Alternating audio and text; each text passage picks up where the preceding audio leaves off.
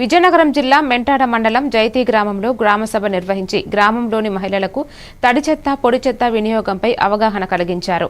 ఈ సందర్భంగా పంచాయతీ కార్యదర్శి అప్పలనాయుడు మాట్లాడుతూ గ్రామంలోని తడి చెత్త పొడి చెత్త వేరువేరుగా గ్రీన్ అంబాసిడర్లకు అందించాలని, దీనివలన పంచాయతీ పరిశుభ్రంగా ఉంటుందని అన్నారు. ఈ కార్యక్రమంలో మాజీ సర్పంచ్ బెరవ వీరనాయుడు, వైస్ ఎంపీపీ పొట్టంగి దుర్గ, మాజీ ఎంపీటీసీ మన్నెపురి రామచంద్రుడు, సతివాడ నారం నాయుడు, మన్నెపురి అప్పలనాయుడు, వెల్ఫేర్ అసిస్టెంట్ సురేష్, గ్రామస్తులు పాల్గొన్నారు. పూర్వీకులైతే చాలా గవర్నమెంట్ చాలా ఇబ్బందులు ఉన్నప్పటికీ కూడా ఈ కార్యక్రమాల మీద దృష్టి పెట్టడానికి కారణం అవుతుంది మన ఆరోగ్యం.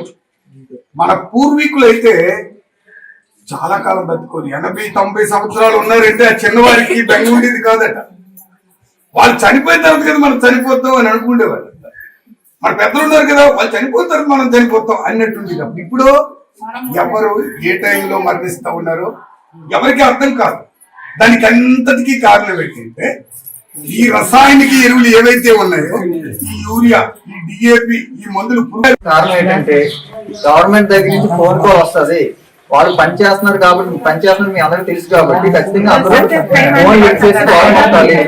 రెండో విషయం ఏంటంటే ప్రతి ఒక్కరు తడి చెత్త మీదగా పొడి చెత్త మీదగా పెట్టి ఉంచుకోవాలి. పొడి చెత్త అనేది వారానికి ఒకరోజు